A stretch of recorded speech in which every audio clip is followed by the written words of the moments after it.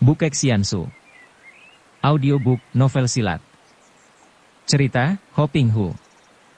Bab 20. Tekuat Lin memang hendak mempermainkan lawannya, maka dia hanya menangkis dan mengelak.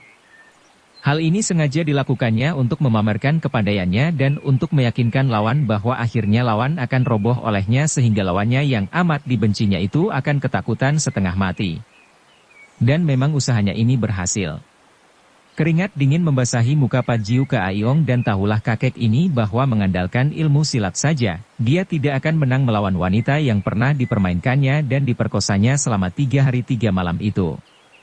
Maka dia lalu mengerahkan tenaganya, menggerakkan sinkang dan tiba-tiba dia memekik dan menghantamkan tangan kirinya dengan telapak tangan terbuka.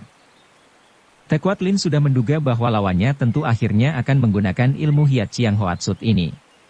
Dan dia sudah mendengar dari suaminya akan ilmu mujizat ini, maka dia bersikap hati-hati dan tidak berani memandang rendah. Bahkan ketika menyaksikan cahaya merah menyambar keluar, merasakan getaran mujizat dan mencium bau amis darah yang memuakan, dia terkejut sekali dan cepat dia menekuk kedua lututnya sedikit, kemudian mendorongkan telapak tangan kanannya dengan 3 buah jari tangan diluruskan. Hawa dingin meluncur keluar dari telapak tangannya menyambut hawa pukulan Hiat Chiang Hoatsut. Des! 2 benturan tenaga mujizat bertemu dan tubuh kedua orang itu tergetar hebat. Kiranya tenaga Hiat Chiang Hoatsut sudah sedemikian ampuhnya sehingga dalam benturan tenaga ini, Pajiu Ke Aiong dapat mengimbangi tenaga Tekuat Lin. Kalau kakek itu merasa betapa tubuhnya mendadak menjadi dingin sekali, sebaliknya Tekuat Lin merasa tubuhnya panas. Namun keduanya dapat melawan hawa ini dan berkali-kali mereka mengadu tenaga sinkang lewat telapak tangan mereka. Tiba-tiba ujung lengan baju kiri Tekuat Lin menyambar ke arah ubun-ubun kepala kakek itu yang menjadi terkejut sekali dan menangkis dengan tongkatnya. Ujung lengan baju melihat dan tangan Tekuat Lin menyambar ke depan dari dalam lengan baju itu, menangkap tongkat.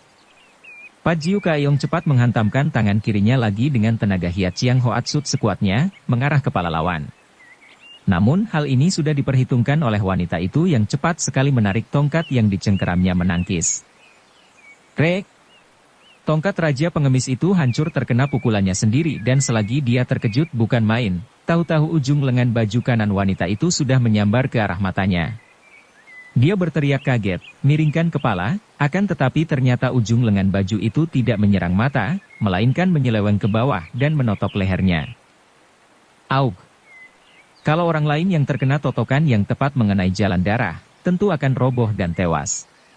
Akan tetapi tubuh Pajiu Ke Aiong sudah kebal, maka totokan yang kuat itu hanya membuat ia terhuyung ke belakang. Melihat ini, Tekuat Lin tertawa terkekeh, kedua tangannya bergerak dengan cepat sekali dan biarpun Raja Pengemis itu sudah berusaha mati-matian membela diri, namun karena totokan pertama membuat pandangan matanya berkunang sehingga gerakannya menjadi kurang cepat. 2 kali totokan lagi dan sebuah tamparan dengan 3 jari tangan yang tepat mengenai punggungnya membuat dia roboh pingsan. Ketika dia siuman, Pajiu Ke Aiong mendapatkan dirinya sudah rebah terlentang di atas lantai dan dia tidak mampu menggerakkan kaki tangannya, bahkan tidak mampu mengeluarkan suara karena selain tertotok jalan darah yang membuatnya menjadi lumpuh, juga urat ganggu di lehernya telah ditotok.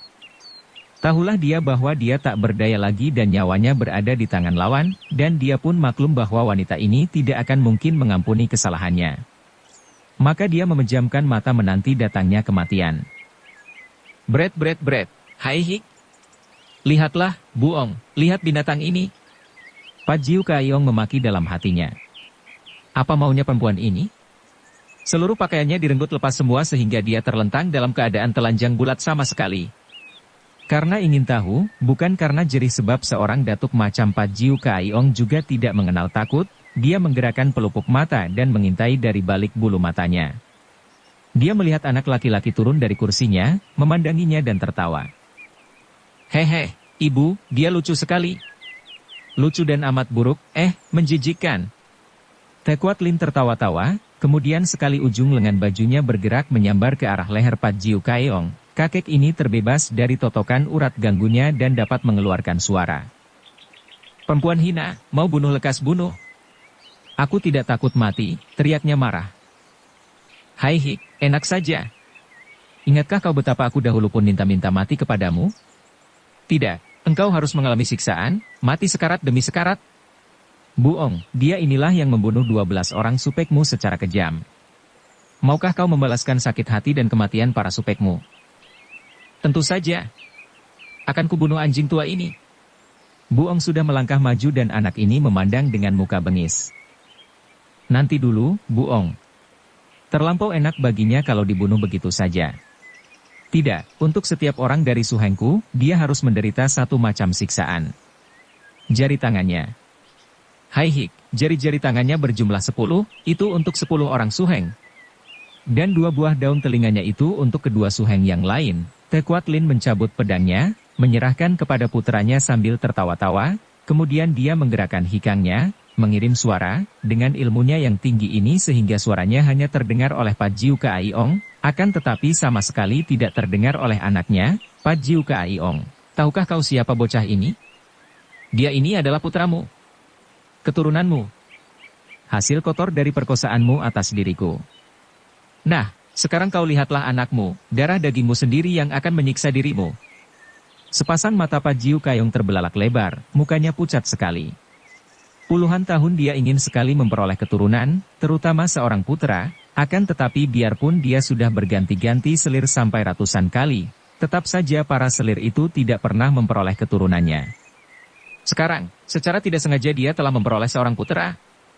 Dan putranya itu dengan pedang di tangan menghampirinya, siap untuk menyiksanya. Tadi dia terheran melihat betapa bekas anggota Capsa Sin Hiap, murid Butong Pai yang terkenal gagah itu menjadi begitu keji, mengajar putra sendiri melakukan kekejaman. Kira-kira wanita itu memang sengaja hendak menyiksanya dengan menggunakan tangan keturunannya sendiri. Kiranya wanita itu juga membenci anak itu seperti juga membencinya, maka sengaja membiarkan anak itu menyiksa dan membunuh ayah sendiri. Anak, jangan, dengarkanlah. Prat. Pat Jiu Ke Aiong tidak dapat melanjutkan kata-katanya yang tadinya hendak memperingatkan anak laki-laki itu karena urat gagunya di leher telah ditotok oleh lengan baju Te Kuat Lin yang terkekeh menyeringai. Pat Jiu Ke Aiong, begini pengecutkah engkau? Hai, di mana kegagahanmu sebagai seorang datuk? Lihatlah baik-baik dan nikmatilah siksaan anak ini. Buong, pergunakan pedang itu. Pertama buntungi kedua daun telinganya untuk Toa Supek dan Ji Supekmu. Baik, Ibu. Buong lalu melangkah maju dan 2 kali pedang itu berkelebat karena anak itu ternyata sudah pandai menggunakan pedang itu dan buntunglah kedua daun telinga Pat Jiu Ke Aiong. Dapat dibayangkan betapa nyeri, perih dan pedih rasa badan dan hati kakek itu. Air matanya meloncat keluar membasahi pipinya. Haha, Ibu.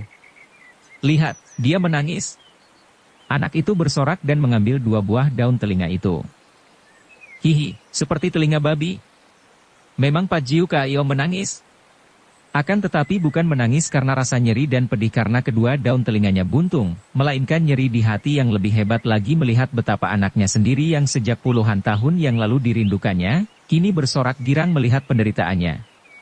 Dia tidak takut mati, tidak takut sakit, akan tetapi melihat betapa dia menghadapi siksaan dan kematian di tangan anaknya sendiri, benar-benar merupakan tekanan batin yang hampir tak kuat dia menanggungnya. Teruskan, Buong. Masih ada 10 orang supekmu yang belum dibalaskan sakit hatinya. Jari-jari tangannya yang 10 itu? Perlahan-lahan saja, satu demi satu buntungkan. Mulailah penyiksaan yang amat mengerikan itu dilakukan oleh Buong. Anak ini seolah-olah telah menjadi gila, dengan tertawa-tawa dia membuntungi semua jari tangan kakek itu satu demi satu dan setiap buntung sebuah jari, dia bersorak kegirangan.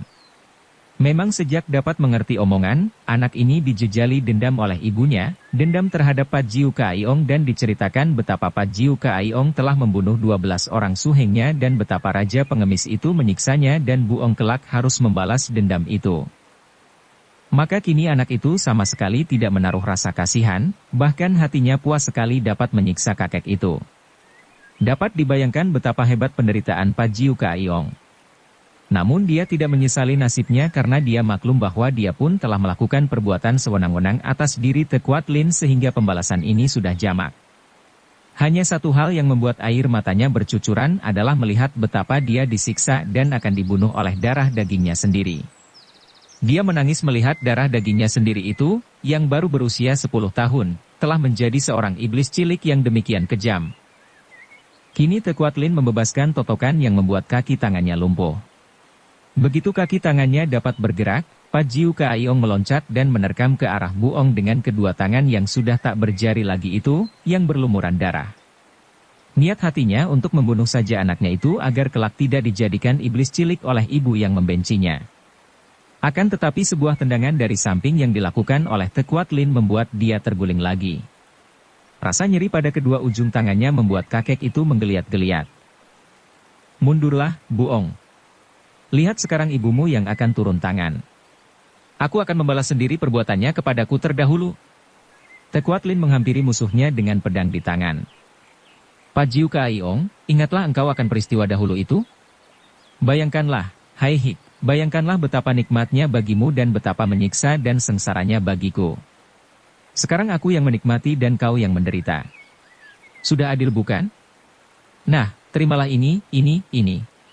Bertubi-tubi pedang di tangan Tekuatlin bergerak dan tubuh kakek itu bergulingan, berkelojotan karena rasa nyeri yang amat hebat ketika ujung pedang itu membabat ke seluruh tubuhnya, dengan tepat sekali membabat ujung semua jari kakinya, hidungnya, dagunya. Babatan itu hanya mengenai ujung sedikit, tidak membahayakan keselamatan nyawa namun menimbulkan rasa nyeri yang hebat. Seluruh tubuh kakek itu kini berlepotan darah, mukanya dipenuhi oleh kerut-merut menahan nyeri. Hai Hik, bagaimana? Masih kurang? Nah, rasakanlah ini. Kembali pedang itu digerakkan, kini menusuk-nusuk dan seluruh tubuhnya ditusuki ujung pedang bertubi-tubi. Ujung pedang hanya menusuk 2 senti saja sehingga menembus kulit daging akan tetapi tidak membunuh dan darah keluar makin banyak lagi. Rasa nyeri makin menghebat sehingga tubuh kakek itu berkelojotan seperti dalam sekarat. Ini yang terakhir. Tekuatlin berkata dan ujung pedangnya membabat ke bawah pusar. Wanita itu tertawa bergelak, tertawa puas, wajahnya yang cantik itu pucat sekali dan dia tertawa sambil berdongak ke atas. Suheng sekalian, terutama Toa Suheng, lihatlah musuhmu. Sudah puaskah kalian? Dan dia terisak, lalu menghampiri tubuh yang berkelojotan itu. Akan tetapi aku belum puas. Kau harus tidur dalam keadaan tersiksa di antara mayat-mayat yang membusuk, selama 3 hari 3 malam. Tekuatlin menengok kepada anaknya dan berkata, Buong, kau tunggu di sini sebentar. Tubuhnya berkelebat meninggalkan ruangan itu dan dengan cepat dia telah datang menyeret mayat-mayat para pengawal, selir dan pelayan sampai ruangan itu penuh dengan mayat-mayat yang dia lemparkan ke sekeliling tubuh Pajiu Kaaiong yang mandi darah. Nah, nikmatilah sekaratmu selama 3 hari. Tekuatlin lalu menggandeng tangan anaknya dan mengajak pergi meninggalkan gedung itu. Ketika mereka berdua tiba di dalam hutan di depan gedung, Sui Liang dan Sui Nio menyambut mereka dengan mata penuh harapan. Mana ayah, Subo? Sui Liang bertanya. Bagaimana dengan dia? Sui Nio juga bertanya. Ayah kalian telah tewas. 2 orang muda itu mengeluh dan menangis. Sui Liang mengepal tinjunya dan berkata, si jahanam Pajiu Kaaiong. Aku harus membalas kematian ayah. Subo, bantulah kami. Kata pula Sui Nio, kami harus menuntut balas. Hehe, Suheng dan Suci, tenangkanlah hati kalian. Pajiu Kaaiong telah dibalas dan sekarang sedang sekarat di antara tumpukan mayat. Hihe. Wah, aku mendapat bagian pesta tadi. Akulah yang membuntungi kedua telinganya dan 10 jari tangannya. Menyenangkan sekali. Sui Liang dan Sui Nio terbelalak memandang, Sute, ini. Ucapan anak itu benar-benar membuat mereka merasa seram. Memang, mendengar kematian ayah mereka yang tanpa keraguan lagi mereka yakin tentu dilakukan oleh Pajiu Kaaiong, mereka pun merasa sakit hati dan ingin membalas dendam. Akan tetapi apa yang dilakukan oleh Sute mereka menurut pengakuan anak itu, sungguh luar biasa sekali. Membuntungi kedua daun telinga dan 10 jari tangannya, dan perbuatan itu dianggap menyenangkan sekali dan berpesta, benar-benar membuat mereka bergidik. Musuhmu sedang menanti saat kematian, harap kalian tenang dan tidak memikirkannya lagi. Ayahmu telah tewas, dan kalian akan kuajak bersamaku sebagai muridku. Akulah pengganti ayah kalian. Sui Liang dan Sui Nio menjatuhkan diri dan berlutut di depan Subo mereka sambil bercucuran air mata. Terima kasih Subo. Kata mereka di antara tangis mereka. Perkenankan kami mengubur jenazah ayah, kata pula Sui Liang. Tidak perlu. Kita menanti di sini sampai 3 hari, setelah itu aku akan membakar gedung itu. Biarpun merasa heran dan kasihan kepada mayat ayah mereka, kedua orang yang sudah merasa ditolong dan dibalaskan sakit hati itu tidak membantah. Mereka tentu saja tidak tahu betapa mayat ayah mereka itu ikut pula dilempar oleh Tekuat Lin di dekat tubuh Pat Jiu Kayong untuk ikut menyiksa musuh besar ini. Memang Pat Jiu Kayong tersiksa hebat bukan main. Ketika tadi anaknya membuntungi jari-jari tangannya, dia melihat muka anaknya itu berubah-ubah menjadi muka banyak anak laki-laki yang menjadi korbannya. Puluhan, bahkan ratusan anak laki-laki yang menjadi korbannya itu seolah-olah mengeroyoknya, memaki dan mengejeknya, dan kini, setelah tubuhnya mandi darah dan rasa nyeri sampai menusuk-nusuk tulang, dia ditinggalkan di antara mayat-mayat itu. Celaka baginya, tubuhnya yang terlatih memiliki daya tahan yang amat kuat sehingga dia tidak menjadi pingsan oleh rasa nyeri itu. Kalau saja dia dapat pingsan atau mati sekali, tentu dia tidak akan menderita sehebat itu. Mayat-mayat itu mulai mengeluarkan bau yang memuakan pada hari kedua. Bau darah yang mengering dan membusuk, ditambah rasa nyeri di sekujur tubuhnya, masih diganggu lagi oleh bayangan anak-anak yang dahulu menjadi korbannya, membuat Pat Jiu Kayong menangis di dalam hatinya, menyesali perbuatannya yang mengakibatkan dia mati dalam keadaan tersiksa seperti itu. 3 hari kemudian, Tekuat Lin muncul dan perempuan ini tertawa bergelak melihat musuh besarnya masih belum mati. Senang sekali hatinya. Dahulu, dia diperkosa dan dipermainkan di antara mayat-mayat suhengnya selama 3 hari 3 malam, dan kini dia dapat membalas secara memuaskan sekali. "Hai Hik, kau sudah puas sekarang?" ejeknya. "Nah, mampuslah kau." Pat Jiu Kayong, pedangnya berkelebatan dan seluruh bagian tubuh di bawah pusar kakek itu dicincang hancur oleh pedang di tangan Tekuat Lin. Setelah merasa puas melihat mayat musuh besarnya, barulah dia membuat api dan membakar gedung itu, lalu berlari keluar. Dengan air mata bercucuran, Sui Liang dan Sui Nio memandang nyala api yang membakar gedung, maklum bahwa mayat ayah mereka ikut terbakar. "Ayahmu telah sempurna," kata Tekuat Lin. "Tak perlu menangis lagi, hayo kalian ikut bersamaku. Kalau kalian rajin mempelajari ilmu, kelak kalian tidak akan mengalami penghinaan orang lagi."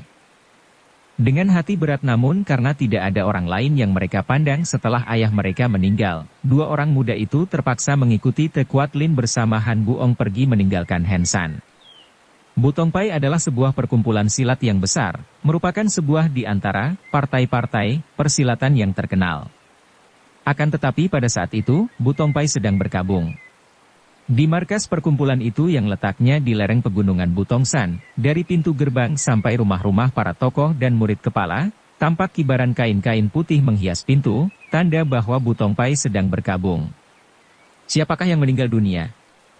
Bukan lain adalah ketua Butongpai yang sudah berusia lanjut, yaitu Kiu Bok Sanjin yang meninggal dunia dalam usia 80 tahun. Baru saja upacara penguburan selesai dilakukan oleh para anak murid Butongpai, para tamu telah meninggalkan pegunungan Butongsan, akan tetapi semua anak buah murid Butongpai masih berkumpul di sekitar kuburan baru itu. Suasana penuh pergabungan dan masih tampak beberapa orang murid yang mengusap air mata. Kui Bok Sanjin terkenal sebagai seorang ketua dan guru yang baik dan yang dicintai oleh para anak murid Butongpai. Suhu. Seruan ini membuat semua orang menengok dan tampaklah seorang wanita cantik berlari mendatangi, diikuti oleh seorang muda-mudi remaja dan seorang anak laki-laki. Wanita itu tidak menoleh ke kanan kiri, melainkan langsung berlari menghampiri kuburan baru dan menjatuhkan diri berlutut di depan batu nisan sambil menangis. "Ah, bukankah dia Sumoy Tekuat Lin?"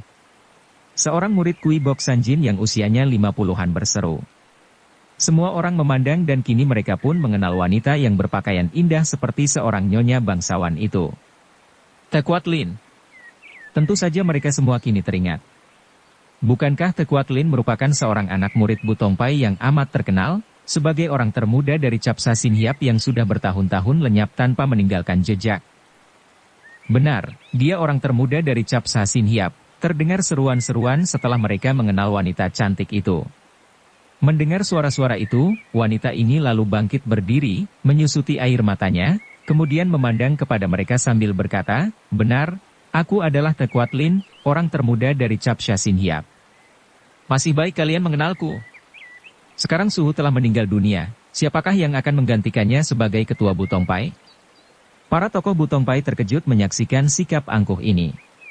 Di antara mereka, terdapat 8 orang yang terhitung suheng-suheng dari Tekuatlin, dan orang tertua di antara mereka adalah seorang kakek berpakaian seperti pendeta Tosu. Sejak tadi kakek Tosu ini mengerutkan alisnya setelah mendengar bahwa wanita itu adalah seorang muda dari Capsa Sinhiap, maka kini mendengar pertanyaan Kuatlin, dia melangkah maju dan berkata, "Siancai, tak pernah Pinto sangka bahwa anggota termuda dari Capsa Sinhiap akan muncul hari ini. Berarti engkau adalah murid termuda dari Mendiang Suheng, dan kalau engkau ingin mengetahui, Pinto yang dipilih oleh anak murid Butongpai, juga telah ditunjuk oleh Mendiang Suheng menjadi ketua di Butongpai." Kuatlin mengangkat mukanya memandang. Tosu itu bertubuh kecil sedang, dan biarpun mukanya penuh keriput, namun matanya bersinar terang dan jenggotnya yang terpelihara baik mengitari mulutnya itu masih hitam semua, demikian pula rambutnya yang diikat dan diberi tusuk konde dari perak. Pakaiannya sederhana saja, pakaian seorang pendeta tu yang longgar. "Siapakah Totiang?" Hahaha, sungguh lucu kalau seorang murid keponakan tidak mengenal susioknya sendiri. Ketahuilah bahwa Pinto adalah Kui Tektojin, satu-satunya saudara seperguruan dari mendiang Kui Bok Sanjin. Kuatlin sudah pernah mendengar nama susioknya, paman gurunya, ini, seorang Tosu perantau, sute termuda dan satu-satunya yang masih hidup dari mendiang suhunya. Dia mencibirkan bibirnya yang merah dengan gaya mengejek, kemudian berkata dengan suara lantang, "Ah, kiranya Susiok Kui Tektojin yang menggantikan Suhu menjadi ketua Butongpai. Sungguh keputusan yang sama sekali tidak tepat. Aku tidak setuju sama sekali kalau Susiok yang menjadi ketua." Tosu itu membelalakan matanya dan memandang kaget, heran dan penasaran. Akan tetapi sebelum dia mengeluarkan kata-kata, seorang Tosu lain yang bernama Sou Cincu, murid tertua dari Kui Bok Sanjin, melangkah maju dan berkata, "Sumoy, apa yang kau katakan ini? Betapa beraninya engkau mengatakan demikian? Keputusan ini tidak saja sesuai dengan petunjuk Suhu, juga telah menjadi keputusan kami semua. Pula, Susiok merupakan satu-satunya saudara seperguruan mendiang Suhu, sehingga kedudukannya paling tinggi dan usianya paling tua di antara kita. Siapa lagi kalau bukan beliau yang menggantikan Suhu menjadi ketua kita?" Siancai, kedatangan yang mendadak dan tak tersangka-sangka, juga pendapat yang mengejutkan. Betapapun juga, sebagai murid mendiang Suheng, dia berhak berbicara untuk kepentingan dan kebaikan Butongpai. "Tekuatlin, bukankah demikian namamu tadi? Kalau menurut pendapatmu, siapa gerangan yang patut dijadikan ketua Butongpai menggantikan Suheng yang telah tidak ada?" "Harap maafkan aku, Susiok. Bukan sekali-kali aku memandang rendah kepada Susiok, akan tetapi penolakanku itu berdasarkan perhitungan yang matang." Kuatlin berkata kepada calon ketua Butongpai itu, mengejutkan dan mengherankan semua orang yang mendengar dan melihat sikap tidak menghormat dari wanita itu. Pertama-tama sejak dahulu Susiok selalu merantau, tidak pernah memperdulikan keadaan Butongpai. Apalagi Susiok adalah seorang Tosu sehingga kalau Susiok yang menjadi ketua Butongpai, ada bahayanya Butongpai akan berubah menjadi perkumpulan agama tu. Berbeda sekali dengan pendirian mendiang Suhu yang bebas sehingga murid Suhu pun terdiri dari bermacam-macam golongan. Selain itu, selama ini Butongpai makin kehilangan sinarnya, menjadi bahan ejekan dan bahan penghinaan orang lain. "Ah," terdengar suara memprotes dari sana-sini dan Sou Cincu kembali berkata penasaran, "Sumo, aku benar-benar merasa heran mendengar kata-katamu dan melihat sikapmu. 10 tahun engkau dan para suhengmu menghilang dan kini engkau muncul seperti seorang yang lain. Seperti langit dengan bumi bedanya antara engkau dahulu dan engkau sekarang. Sumoy, kau mengatakan bahwa Butongpai menjadi lemah dan menjadi bahan ejekan dan penghinaan orang lain. Apa artinya ini?" "Sou Cincu Suheng, selama bertahun-tahun ini Capsa Sinhiap telah lenyap, tahukah engkau apa yang terjadi dengan mereka? Kami telah berusaha menyelidiki namun tidak dapat menemukan kalian. Itulah tandanya bahwa Butongpai amat lemah, sehingga semua suhengku, tokoh-tokoh Capsa Sinhiap, dibunuh orang tanpa diketahui oleh Butongpai." Semua orang terkejut sekali mendengar bahwa 12 orang dari Capsa Sinhiap telah dibunuh orang. "Siapa yang membunuh mereka?" Sou Cincu bertanya dengan suara marah sekali. Hati siapa yang takkan menjadi panas dan marah mendengar bahwa 12 orang saudara seperguruannya dibunuh orang? Terlambat sudah. 12 orang suheng dibunuh oleh Pajiu Kaiong ketua Pajiu Kaipang di Hengsan. "Oh, kini Kui Tektojin berseru kaget, 'Pajiu Kaiong. Mengapa? Kuat Lin tersenyum mengejek. Ah, tentu Susiok pernah mendengar nama besarnya dan menjadi gentar, bukan? Memang dialah datuk sesat yang terkenal itu, yang telah membunuh 12 orang suhengnya. Dan peristiwa itu berlalu begitu saja. 13 orang tokoh Butongpai mengalami penghinaan, dan Butongpai sendiri diam saja. Apalagi berusaha membalas dendam, bahkan tahu pun tidak akan peristiwa itu. Ini tandanya bahwa Butongpai lemah. Kini Butongpai hendak diketuai oleh Susiok, apakah akan dijadikan markas kaum pendeta Tosu dan menjadi makin lemah lagi? Aku sendirilah yang harus turun tangan membunuh musuh-musuh besar kami, membunuh Pat Jiu Kaiong dan membasmi Pat Jiu Kaipang di Hengsan. Melihat kelemahan Butongpai, aku tidak setuju kalau mendiang suhu digantikan kedudukannya oleh Susiok. Kui Tek Tu Jin harus diganti oleh orang yang memiliki kepandaian tinggi dan dapat memajukan dan memperkuat Butongpai, barulah tepat. Kuat Lin bicara penuh semangat, mukanya yang cantik dan berkulit halus itu kemerahan, sepasang matanya bersinar-sinar dan dengan tajamnya menyapu wajah semua anak murid Butongpai yang hadir di situ. Pandang mata bekas orang termuda Cap Sa Sin Yap ini membuat banyak anak murid Butongpai merasa gentar dan mereka hanya menunduk untuk menghindarkan pandang mata Kuat Lin. Akan tetapi, 8 orang suheng dari Kuat Lin memandang dengan marah dan penasaran. Adapun Kui Tek Tojin hanya tersenyum dan mengelus jenggotnya sambil mengangguk-angguk, matanya memandang wajah wanita itu penuh selidik.